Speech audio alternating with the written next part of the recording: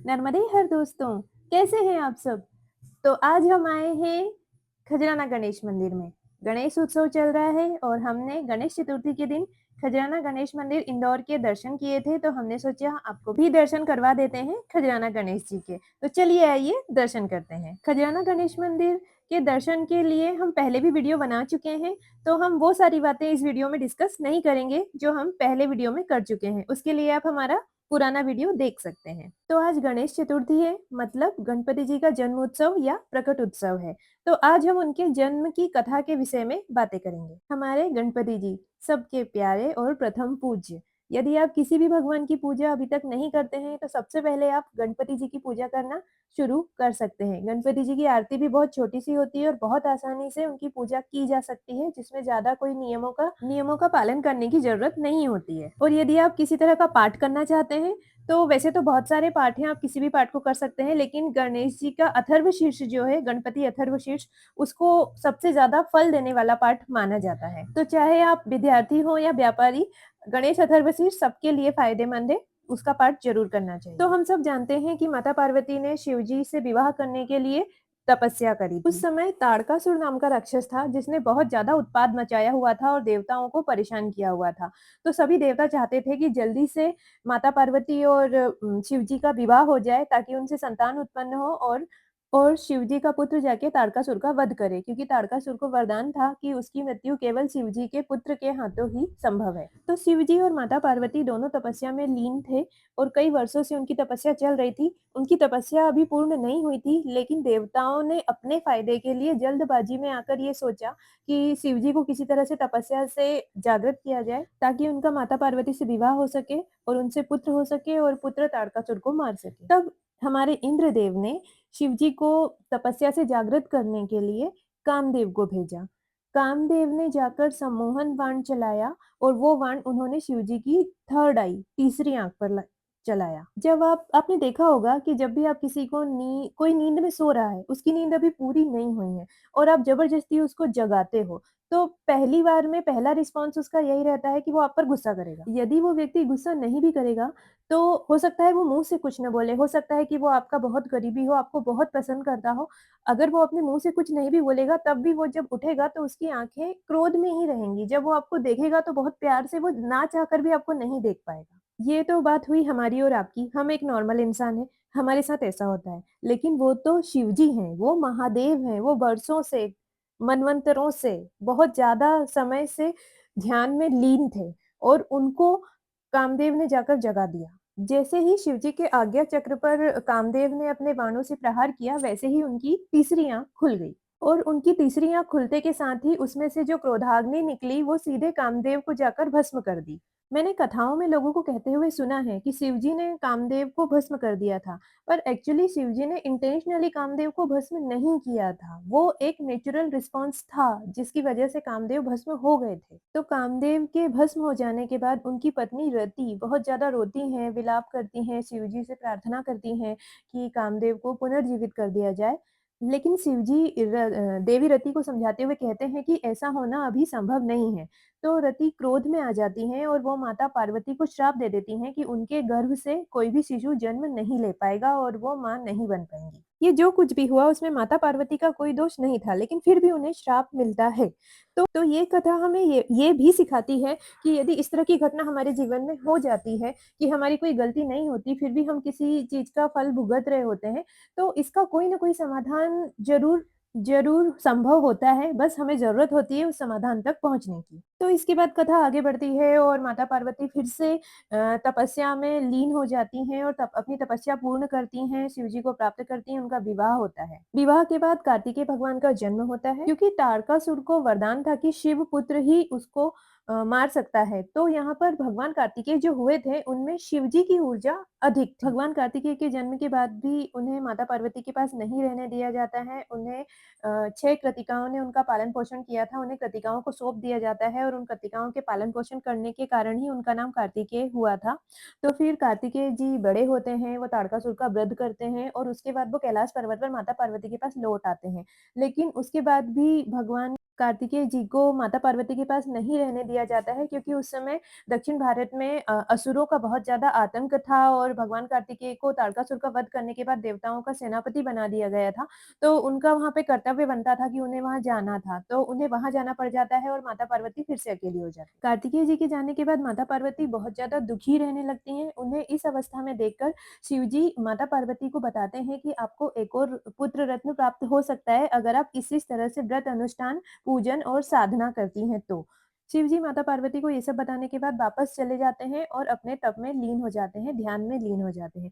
अब माता पार्वती उन सारे अनुष्ठानों को करने के लिए पूरी तैयारियां करती हैं। माता पार्वती को जो अनुष्ठान करना था उसमें ऐसा था कि लंबे समय तक उन्हें उस व्रत अनुष्ठान या मंत्र जप जो भी था उसको करना था और उस अनुष्ठान के बीच में किसी भी तरह का कोई डिस्टरबेंस नहीं होना चाहिए। अब माता पार्वती सारे ब्राह्मणों को बुलाती हैं और एक दिन तय होता है, एक दिन का विशेष मुहूर्त तय होता है, निश्चित होता है, जिस दिन माता को संकल्प लेना था और अनुष्ठान की शुरुआत करनी थी। अनुष्ठान शुरू करने से पहले माता पार्वती नंदी जी को बुलाती हैं, नंदी महाराज को, और उन्हें समझाती हैं कि मैं पूजा व्रत अनुष्ठान करने जा रही हूँ, मैं आपको द्वार पर खड़ा कर रही हूँ। माता नंदी महाराज को समझाती हैं कि आप इस द्वार के रक्षक हैं, कोई भी व्यक्ति जब तक मेरा अनुष्ठान पूरा नहीं हो जाता है, अंदर नहीं आना चाहिए। कोई नहीं मतलब कोई नहीं। उधर महादेव जो तप में ध्यान में लीन थे, वहाँ उन्हें एहसास होता है कि उनके किसी एक भक्त की तपस्या पूर्ण होने को आई है और महादेव को दर्शन तथा वरदान देने के लिए उसके पास जाना पड़ेगा। तो महादेव जब भी कैलाश पर होते थे और यदि उन्हें कैलाश छोड़कर जाना होता था, तो वो माता पार्वती को बता कर जाते थे। तो अब महादेव अपने ध्यान से उठकर माता पार्वती को बताने के लिए अंदर आते हैं। जब महादेव अंदर की तरफ आ रहे होते हैं, तब नंदी महाराज बोलने की कोशिश करते हैं, लेकिन वो शिवजी के भक्त थे, वो शिवजी का रास्ता नहीं रोक सकते थे। तो नंदी महाराज यहाँ कुछ बोल नहीं पाते हैं और शिवजी अंदर तक आ जाते हैं। जैसे ही शिवजी अंदर आते हैं और माता पार्वती को आवाज लगाते हैं, माता पार्वती का ध्यान भंग होता है और उनका जो अनुष्ठान था वो खंडित हो जाता है। इसके बाद माता पार्वती बहुत दुखी भी होती हैं और क्रोधित भी हो जाती हैं कि शिवजी की वजह से उनका अनुष्ठान पूरा नहीं हो पाया। क्रोधित होकर वो कैलाश छोड़कर भी चली जाती हैं और वन में चली जाती हैं और वन में जाकर अपने उसी व्रत अनुष्ठान को दोबारा शुरू शुरू करती हैं और तपस्या करती हैं। कई वर्षों तक तपस्या करने के बाद भगवान नारायण से उन्हें एक उत्तम संतान जिसमें त्रिदेव की सारी शक्तियां हो का वरदान प्राप्त होता है। इसके बाद माता पार्वती कैलाश वापस लौट आती हैं। ये कथा इसमें बहुत कुछ है, इसके बीच में बहुत कुछ होता है, लेकिन मैं आपको मेन पॉइंट्स बता रही हूँ। माता पार्वती कैलाश पर लौट आती हैं, लेकिन महादेव कैलाश पर नहीं होते हैं। भगवान शिव भी कैलाश छोड़कर चले जाते हैं माता पार्वती के जाने के बाद और जाकर तपस्या में लीन हो जाते हैं। माता पार्वती सोचने लगती हैं कि मुझे वरदान तो मिल गया कि उचित समय आने पर मुझे संतान की प्राप्ति होगी, लेकिन ऐसा उचित समय कब आएगा ये वो नहीं जानती थी। माता पार्वती सोचती हैं कि उन्हें एक ऐसी संतान चाहिए जो हमेशा उनके साथ रहे और उन्हें छोड़कर कभी ना जाए, जो हमेशा उनके आदेशों का पालन करे, और अगर माता उन्हें आदेश दें कि किसी को अंदर नहीं आने देना है, तो वो संतान किसी को भी अंदर ना आने दे, यहाँ तक कि शिव जी को भी नहीं। ऐसा कहा जाता है कि जन्म के समय माता और पिता के मन में जो विचार आते हैं, उन विचारों पर निर्भर करता है कि आपकी आने वाली संतान किस तरह की होगी। माता पार्वती वन से तपस्या करके लौटी थी, तो उनके शरीर पर, उनके हाथों पर मेल की परतें जमा थी। तो वो स्नान करने जाती हैं, तो उन मेल की परतों को निकाल कर उनसे एक पुतला बना देती हैं और सोचने लगती हैं कि मेरा पुत्र इस तरह से दिखेगा, और ये सब विचार उनके मन में चलते रहते हैं। माता पार्वती आंखें बंद करके नारायण का ध्यान करने लगती हैं और प्रार्थना करने लगती हैं। इतने में ही पुतले में प्राण आ जाते हैं और माता कह के उन्हें आवाज सुनाई देती है, और जब वो अपनी आंखें खोलती हैं तो सामने एक बच्चा रहता है।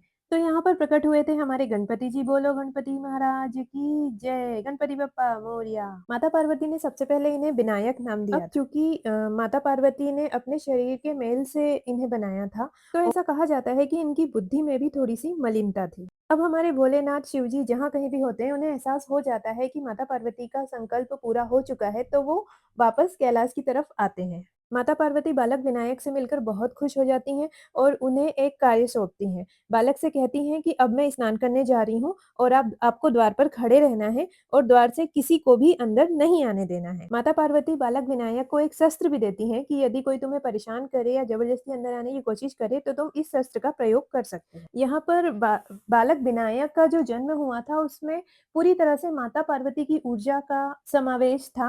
माता पार्वती ने उनको अपने शरीर की मैल मेल से बनाया था और मेल में भी उस समय वो तपस्या करके लौटी थी तो ऊर्जा थी। अब बालक विनायक द्वार पर खड़े हो जाते हैं, माता अंदर स्नान कर रही होती हैं। उधर महादेव के साथ नंदी और गणप्रेत भी रहते हैं जो आते हैं। तो वो लोग सब बहुत खुश होकर आते हैं कि माता भी आ गई हैं और शिव जी भी आ गए हैं, तो कैलाश फिर से बहुत अच्छा हो जाएगा। तो हमारे बालक विनायक सभी को द्वार पर रोक देते हैं, किसी को भी अंदर जाने नहीं देते हैं। बालक विनायक को नंदी और गणपेतों के द्वारा बहुत समझाया जाता है, लेकिन बालक विनायक किसी को भी अंदर नहीं जाने देते। उसके बाद बहुत सारे ऋषि गण, सप्त ऋषि सब लोग आते हैं, बालक विनायक को समझाते हैं, पर बालक विनायक किसी की भी नहीं मानते। बहुत लंबी कथा है, मैं शॉर्ट में सुना रही हूँ। इसके बाद देवता गण आते हैं, इंद्रदेव और आदि दूसरे सारे देवता गण आकर समझाते हैं कि ये तुम्हारे पिताश्री हैं, ऐसा है वैसा है, लेकिन बालक विनायक किसी की भी नहीं मानते। उधर सारे देवी देवताओं को सबको पता चल जाता है कि माता पार्वती ने पुत्र को जन्म दिया है, तो मिलने के लिए, अपनी खुशी प्रकट करने के लिए भी बहुत सारे देवी देवता आप वहाँ पर आ जाते हैं। बहुत सारे देवी देवताओं को पहले ये भी नहीं पता होता है कि ये वही बालक है। बहुत सारे देवी देवताओं में शनिदेव भी वहाँ पर आते हैं। गणेश चालीसा में ऐसा लिखा हुआ है कि शनिदेव बालक पर दृष्टि नहीं डालना चाहते थे, लेकिन फिर बाद में सब लोग बोलते हैं कि माता पार्वती और महादेव का पुत्र है, कुछ नहीं होगा, तो फिर शनिदेव फाइनली उन पर दृष्टि डालते हैं। शनिदेव की दृष्टि डालते ही उनकी मलिनता सामने आ जाती है और वो झगड़ा करने लगते हैं और फिर युद्ध होता है। हमारे बालक विनायक युद्ध में सभी देवताओं, ऋषि मुनियों और सभी गण प्रेतों को युद्ध में हरा देते हैं। युद्ध में हार जाने के बाद सभी लोग शिवजी से जाकर बालक की शिकायत करते हैं। शिवजी को लगता है कि ये तो बहुत बड़ी उद्दंडता है कि सबके साथ मारपीट कर रहे हैं। फिर शिवजी आकर बालक को समझाने का प्रयास करते हैं, लेकिन बालक को ये लगता है कि आप तो मेरे पिताजी हो ही नहीं सकते, मेरी माता इतनी सुंदर है, आप कैसे मेरे पिताजी हो सकते हैं, आप कैसे दिखते हैं, इस तरह के वो कुछ वचन बोल देते हैं, जिसके कारण सभी को बहुत ज्यादा क्रोध आ जाता है। शिवजी के बहुत ज्यादा समझाने के बाद भी जब बालक विनायक नहीं मानते हैं, तो शिवजी को बहुत ज्यादा क्रोध आ जाता है और वो अपना त्रिशूल उठाकर बालक की गर्दन को अलग कर देते हैं। इसके बाद जैसे ही माता पार्वती को एहसास होता है कि कुछ गलत हुआ है, माता पार्वती भागते हुए बाहर की तरफ आती हैं और बाहर आकर देखती हैं कि उनका जो बालक था वो जमीन पर गिरा है और उसका शीश अलग कर दिया है। तो वो आकर पहले सबसे सवाल पूछती हैं, गुस्सा करती हैं, बहुत क्रोध करती हैं। माता पार्वती इतने ज्यादा क्रोध में आ जाती है कि सृष्टि का संतुलन बिगड़ने लगता है। तब नारायण शिवजी से कहते हैं कि बालक को पुनर्जीवित करना ही पड़ेगा। तब शिवजी देवताओं से कहते हैं कि उत्तर दिशा में जाओ और जिस भी बालक का शीश मिले, जो अपनी इच्छा से शीश देने को तैयार हो, उस बालक का शीश लेकर आ जाओ। तब सभी लोग उत्तर दिशा में जाते हैं। उन्हें वहाँ किसी सुबह से शाम हो जाती है, किसी भी बालक का शीश नहीं मिलता है। तब उन्हें वहाँ एक हाथी का बच्चा मिलता है। वो अपना शीश देने के लिए तैयार हो जाता है। तो उस हाथी के बच्चे के शीश को लाया जाता है और शिवजी अपनी अपनी शक्ति और अपनी विद्या से उस हाथी के बच्चे के शीश को बालक विनायक के शीश पर लगाते हैं और उसे पुनर्जीवित कर देते हैं। तब जाकर हमारी जगत जननी आदि शक्ति माता पार्वती का क्रोध शांत होता है और अब ये जो बालक पुनर्जीवित हुआ है, इसको गणेश नाम दिया जाता है शिवजी के द्वारा, क्योंकि अब इस पर शिवजी का भी आशीर्वाद है। तो शिवजी और माता पार्वती दोनों की ऊर्जा इसमें सम्मिलित। तो हमारी कथा यहाँ खत्म होती है।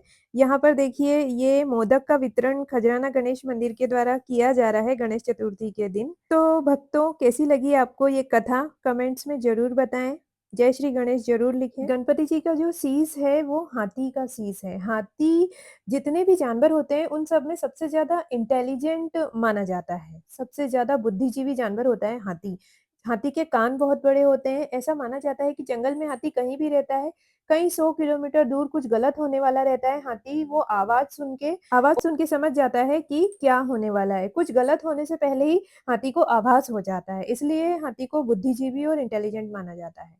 यहाँ पर देखिए, खजराना गणेश मंदिर की पार्किंग में गणेश चतुर्थी के दिन कितनी सारी गाड़ियों की पूजा की गई है। ये सब नई गाड़ियां हैं, क्योंकि खजराना में पार्किंग का समस्या नहीं है, इसलिए यहाँ पर गाड़ियों की पूजा की जाती है। बहुत सारी गाड़ियां, वैसे तो यहाँ पर हमेशा ही गाड़ियों की पूजा होती है, पंडित जी अवेलेबल रहते हैं, रसीद कटती है, पर यहाँ पर बहुत सारी गाड़ियां, ये देखिए यहाँ पर भी पूजा हो रही है, पंडित जी करवा रहे हैं। तो नई गाड़ी अगर ली है इंदौर में किसी ने, तो वो यहाँ जरूर आते हैं और आना भी चाहिए। तो गणपति जी को बुद्धि का देवता भी कहा जाता है। गणपति जी की 2 पत्नियां मानी जाती हैं, रिद्धि और सिद्धि या बुद्धि और सिद्धि। यहाँ हम दर्शन करके बाहर आ चुके हैं और खजराना गणेश मंदिर का मैनेजमेंट बहुत ही अच्छा था। गणेश चतुर्थी के दिन होने के बाद भी वहाँ पर बहुत ज़्यादा भीड़ नहीं हो रही थी। मतलब नॉर्मली आपको 1 डेढ़ घंटे में अच्छे से दर्शन हो जा रहे थे, अगर आप पहली वाली लाइन में भी लगते हैं। तो दर्शन इस बात पे भी डिपेंड करता है कि आप कौन सी लाइन में लगे हैं। तो बोलो गणपति महाराज की जय।